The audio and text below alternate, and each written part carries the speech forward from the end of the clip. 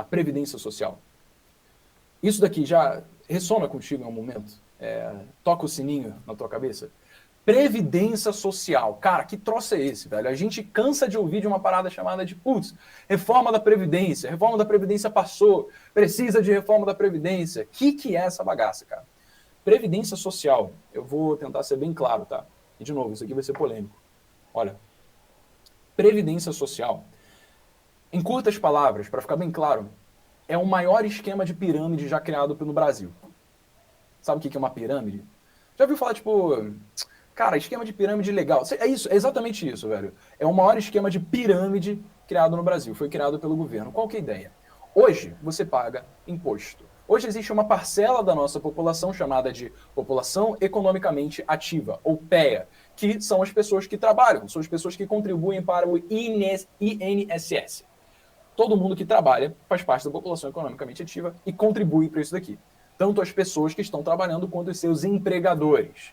Quando você contribui para o INSS, você, na verdade, está pagando não a sua aposentadoria. Você está pagando a aposentadoria de alguém que está aposentado agora ou que é deficiente e está recebendo os benefícios do INSS hoje. Ou seja, você paga dinheiro hoje e a pessoa que está no topo da pirâmide está recebendo esse dinheiro hoje. Você, o dinheiro que contribui para o INSS, não está custeando a sua própria aposentadoria para o futuro. Isso não acontece. Só que, para você entender por que a Previdência Social é o maior esquema de pirâmide do Brasil, você tem que voltar para o começo do que a gente falou na live, que é basicamente que nós, o povo brasileiro, está passando por uma fase de transição demográfica. O Brasil, hoje, tem 62% da sua população economicamente ativa, o que quer dizer que a base ainda sustenta o topo. A partir do momento em que o Brasil chegar a afunilar, e acontecer o que está acontecendo na Europa, o que vai acontecer eventualmente, quer dizer que a base vai estar, a população economicamente ativa vai estar gerando recursos para o governo que não vão ser capazes de sustentar o topo. E aí você fala, cara, Breno, peraí, mas não fez sentido. Se hoje a base sustenta o topo, por que falam que existe rombo na Previdência? Cara, rombo de mais de 300 bilhões de reais na Previdência. Como é que isso aconteceu, então? Eu vou te explicar exatamente como aconteceu. Mas, cara, manda isso daqui para alguém que se importa, cara. Se você não sabe como é que o rombo da Previdência surgiu, você precisa saber disso daqui. Quando falam que vão passar a reforma da Previdência, você tem que saber por que precisa passar essa bagaça, cara. Eu vou te explicar exatamente por quê. Mas você tem que mandar isso para outras pessoas, beleza? Ó, tô vendo aqui que o link não tá funcionando. Eu vou deixar, o meu time já viu, ele tá resolvendo agora. Eu vou deixar o link certo na minha descrição do Instagram, tá? No link da minha bio do Instagram, cara. Então, eu vou resolver isso aqui, fiquem tranquilos. Amanhã na live eu vou botar o link de novo para quem quer ter acesso às lives e para quem quiser receber essa oferta depois, ok? Beleza. Gente, manda isso daqui para as pessoas que você sabe que vão ser beneficiadas com isso, ok? Vamos lá, cara. Como é que existe rombo da Previdência? Putz, cara, qual que é o sentido da população economicamente ativa ser maior do que a população economicamente inativa? Isso aqui dá prejuízo. Existe uma coisa chamada de DRU.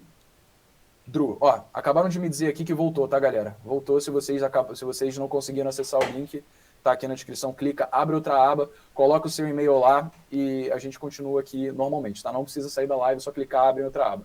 Voltou aqui o link, ok. DRU, cara, o que é DRU? Desvinculação de receitas da União. Isso daqui é uma forma do governo... Olha que doideira, olha como que o governo fez, cara. Isso aqui é uma forma do governo basicamente pegar o superávit que deveria ser causado pela Previdência Social e redirecionar gastos para outras coisas. Ou seja, pegar o dinheiro que hoje é superavitário, que hoje seria superavitário causado pela Previdência Social, porque a população economicamente ativa ainda sustenta o topo, e redirecionar esses gastos para tantas outras coisas. E aí você me pergunta, mas se ele está só redirecionando uma coisa que é superavitária, por que dá prejuízo? Sabe por quê? Porque, na verdade, ele não pega só o superávit da Previdência. Ele pega qualquer coisa que a Previdência gerar. E aí o que aconteceu? Muitos dos gastos fixos do governo acabam sendo dependentes da DRU hoje. Ou seja, o governo não pode simplesmente deixar de usar a DRU, desvinculando as receitas aí da Previdência e parar de pagar outras coisas. Porque, caso contrário, né, pessoas vão ficar sem receber dinheiro. E aí o rombo quem toma é a Previdência Social. Ou seja, se não fosse a DRU, se não fosse a desvinculação de receitas da União, a nossa Previdência Social hoje seria superavitária. Só que, justamente porque a DRU existe, e você não pode acabar com a DRU, ela tem um rombo de mais de 300 bilhões de reais. É esse o motivo pelo qual a gente precisa de uma reforma da Previdência. E porque passou. Paulo Guedes começou nas campanhas do Bolsonaro dizendo: nosso objetivo é conseguir mais de 1,5 trilhão com essa reforma da Previdência. Aí depois viu que não andava, passou a ser 1 trilhão. Aí depois teve aquele caos dos militares, que não mudou muita coisa, passou a ser 800 bilhões. Enfim, vai reduzindo cada vez mais, mas a questão é, enquanto o esquema de pirâmide se mantiver, ou seja, hoje a base sustentar o topo, vai chegar um momento, cara, que não vai dar conta do recado, que a conta não vai fechar, em que justamente, independentemente de DRU ou não, a Previdência Social vai quebrar. A base não vai sustentar o topo, simplesmente porque a gente vai chegar na terceira transição demográfica aí também. E olha só, você sabe, já ouviu falar no parada de chamar de CLT? Há um tempo atrás eu fiz um vídeo mostrando, com o título falando o seguinte: a CLT é uma farsa. Eu tirei esse vídeo, tá? Vou explicar para você por que eu tirei esse vídeo. Tinha alguns dados ali em que percentualmente não estavam tão acurados, em alguns pontos percentuais. Obviamente, eu quero manter a credibilidade da minha imagem quando eu faço qualquer tipo de conteúdo. Eu quero trazer conteúdos que você pode confiar. Então, quando eu vi que tinha alguns errinhos ali, eu falei, cara, acho que, beleza, a ideia está sendo passada, só que esse percentual aqui não está certo. Melhor tirar. Tirei. Provavelmente depois eu vou fazer de novo, mas qual que é a ideia disso aqui? Por que a gente não pode considerar que as reformas trabalhistas varguistas, né, causadas por Vargas ali nos seus governos, quando todo ano tinha alguma nova medida implementada pelo governo para beneficiar a classe dos trabalhadores, porque isso aqui não é bom. Sabe quando eu estava na escola, eu estava num colégio aqui no Rio de Janeiro, que era o melhor colégio de preparação para o vestibular, né? E eu tinha um professor que, por sinal, era um excelente professor de história, que ele disse o seguinte, cara, CLT foi a maior vantagem que Vargas trouxe, cara. É uma das maiores heranças que a gente teve na nossa história brasileira. Ele falando com convicção, com orgulho, com aquela coisa de, cara, eu fico muito feliz que CLT existe. Ele falou, se alguém mexer na CLT, eu vou ser o primeiro a organizar o protesto. Esse daqui foi o discurso do meu professor. E ele é um ótimo professor, tá? Diga-se de passagem. De novo, eu quero retomar aqui o discurso de tolerância e que, mesmo que se a gente discorde, cara, a gente tem que ser tolerante, exercer um exercício de solidariedade para se colocar nos sapatos do outro. Só que, o que aconteceu? Eu assumi o outro lado da relação trabalhista, né? Eu comecei a empreender. Eu abri uma empresa, comecei a contratar pessoas. E eu percebi que, cara, a CLT não faz o menor sentido.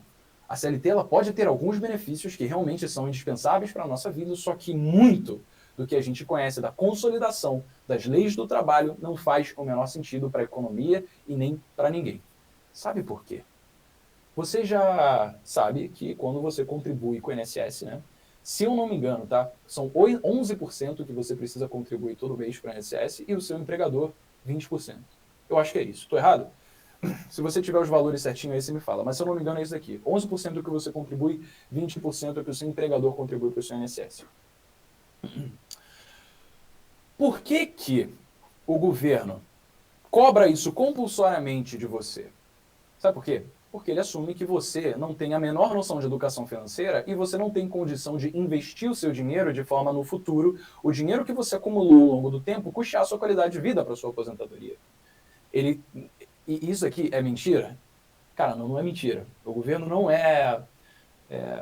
ele não acredita que o brasileiro é imbecil. Ele sabe que o brasileiro é imbecil. Porque ele sabe que ele não dá educação financeira na escola, cara. A gente não tem esses conhecimentos básicos para a nossa vida a serem dados na escola. Por isso, como é que o governo vai esperar que o brasileiro tenha, em média, condição de poupar todo mês se a maior parte do Brasil vive em dívida? Certo? Mas a postura que assume é, você paga em INSS porque o governo acredita que você é um imbecil que não sabe cuidar do próprio dinheiro. Você não sabe poupar o seu dinheiro e você, daqui a 30 anos, quando você se aposentar, vai precisar da ajuda do governo, colhendo aquele dinheiro compulsoriamente de você, para só aí você poder colher os frutos da sua aposentadoria. Só que tem uma parada. O INSS que você paga não é o INSS, ele não é seu. Porque se você morrer, ele não fica para sua família. Você pode, caso você contribui tudo certinho e contribui com o teto ali, do que você tem que pagar todo mês, você pode se aposentar com o teto do INSS, que se eu não me engano está quase 6 mil reais hoje. Se você pagar, se você contribuir todo mês com o máximo que dá para ter de contribuição, você, quando se aposentar, vai ter quase 6 mil reais por mês aí de INSS, tá? Então, ó, qual que é a parada, velho? Qual que é a parada disso daqui? O INSS é só uma das falhas da nossa CLT, tá? Porque a gente, pessoas que estão assistindo essa live aqui, eu parto do princípio de que vocês são pessoas mais esclarecidas, tá? Eu não gostaria de que, caso eu tivesse algum emprego, eu fosse compulsoriamente obrigado ao governo pegar o meu dinheiro, se eu sei trabalhar o meu dinheiro muito melhor do que o governo, cara. Putz, eu sei investir, mano. Eu tô tentando ensinar isso aqui pra você.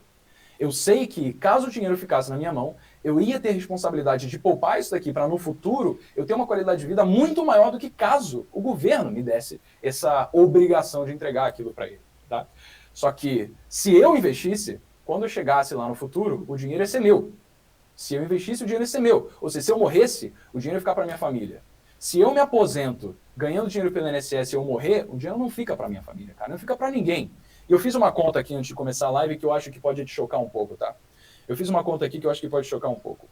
Eu considerei aqui uma pessoa que tem uma renda mensal bruta, quer dizer que ela ganha menos do que eu vou te falar, bruta de 3 mil reais, ok? Obviamente isso daqui já é acima da média da população brasileira, mas eu quero só te dar o conceito. A pessoa que investe, uma pessoa que ganha de renda 3 mil reais por mês bruto, a gente sabe que ganha muito menos do que isso.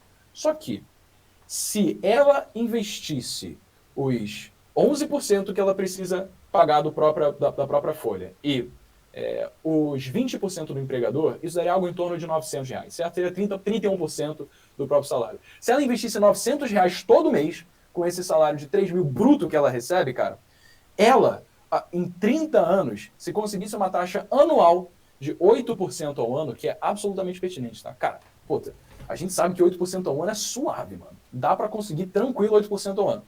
Se você investisse, se você tivesse uma renda de 3 mil reais bruto, investisse 900 reais todo mês, a uma taxa de 8% ao ano durante 30 anos, sabe com quanto dinheiro você se aposentaria? 4 milhões e 400 mil reais. Esse daqui seria o dinheiro que você teria ao se aposentar se você economizasse 900 reais por mês a uma taxa de rendimento de 8% ao ano. 4 milhões, cara. Mano, sabe quanto é que isso rende? Se você pegar esses 4 milhões quando se aposentar e colocar tudo em um fundo imobiliário, que rende 0,6% ao mês, a sua renda ia ser algo em torno de 26 mil. Ou seja, justamente pelo governo não deixar você investir o seu próprio dinheiro, porque ele sabe que ele não te deu educação financeira na escola, você precisou se aposentar com 6 mil reais por mês, no teto do INSS, ao invés de se aposentar com dinheiro que é seu, com rendimento de 26 mil reais por mês. Isso é a ironia da nossa economia, do nosso governo. Isso é um dos motivos pelo qual a CLT não faz sentido, velho. Olha só, e tem outras coisas, não terminei não, tá? Não terminei não. 13º e 1/3 do salário.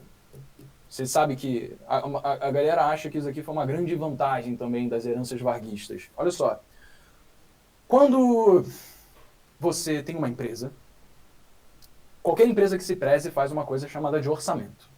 Orçamento é um documento que a empresa tem para controlar tudo aquilo que ela vai gastar e o que ela deve receber no ano. Ou seja, antes do ano seguinte começar, toda empresa faz esse documento, já planejando tudo que ela vai gastar no próximo ano, incluindo o que ela vai te pagar, incluindo o que ela vai pagar aos seus colegas de trabalho, incluindo o que ela vai pagar de imposto e o que ela supõe receber. Tudo está ali no orçamento, cara. Ou seja, tudo que você vai receber ao longo do ano está orçado, velho. Aquilo ali está orçado já. O que quer dizer que quando ela escolhe o quanto ela vai te pagar, ela não esperou chegar no 13º para te pagar mais um pouco. Ela já sabia que ela ia te pagar o 13º antes do ano ter começado. Ou seja, quando ela te contrata, ela fala, olha só, eu vou te pagar tantos mil por mês, tá? E ela te pagando tantos mil por mês, já considera que ela vai ter que te pagar o 13º. Sabe o que é o 13º, cara? Eu vou te falar uma parada, você provavelmente não vai entender, mas eu vou encadear uma linha de raciocínio e você vai entender. O 13º é um empréstimo compulsório que o empregado faz para o patrão. Por quê? O 13º e o 1/3 de férias é um empréstimo compulsório que o empregado faz para o patrão. Por quê? Porque quando o governo orça no ano anterior o que ele vai te pagar ao longo do ano, você tem uma quantidade X ali, que ele vai te pagar ao longo do ano, certo? Você vai ter aquela quantidade X. E aí, ao invés da empresa decidir te pagar X sobre 12, vai te pagar X sobre 13. Só que ao longo do ano vai te pagar aqueles 12 salários, no último ano ele vai pagar um adicional ali. Só que esse 13º, na verdade, esse X sobre 13, ele deveria ter sido distribuído ao longo do ano em todos os outros salários que você recebe. Porque caso você tivesse pego esse dinheiro que fosse distribuído ao longo dos 12 meses de salário que você recebe e tivesse investido esse dinheiro, no final do ano, você teria, porque você investiu esse dinheiro, mais do que o seu patrão te pagou de 13º.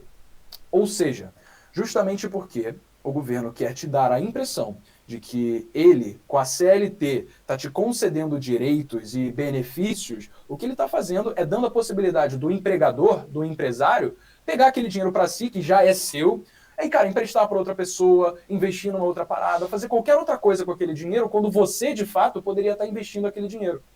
Até que no final do ano você tivesse mais renda com aquilo. E aí você fala, não, Brenão, putz, o 13º é porque o governo quer que no Natal a economia se movimente. Todo mundo ganha ovinhos de Páscoa depois e tal, porque, né, obviamente, o Natal é a melhor época do ano. Só que, pensa comigo, vamos lá. Isso acontece, tá? Isso acontece. De fato, a economia se movimenta muito no final do ano porque as pessoas recebem 2 salários. Só que, se você tivesse a possibilidade de começar a investir no seu dinheiro desde o começo do ano, um dinheiro que já é seu, porque esse dinheiro foi distribuído ao longo de 12 salários ao invés de 13, no final do ano, porque você teve rendimentos daquele dinheiro, você teria mais do que se você simplesmente tivesse recebido o 13º. Ou seja, no curto prazo, a movimentação econômica no período do Natal seria menor, mas no longo prazo a população brasileira teria mais dinheiro e por isso gastaria mais ao longo do ano. Ou seja, no final do ano a população gastaria menos, mas o saldo no final do ano seria de uma economia mais saudável, que a população teria consumindo mais e investindo melhor o próprio dinheiro. Isso aqui está fazendo sentido para você? Eu falei que ia ser polêmico.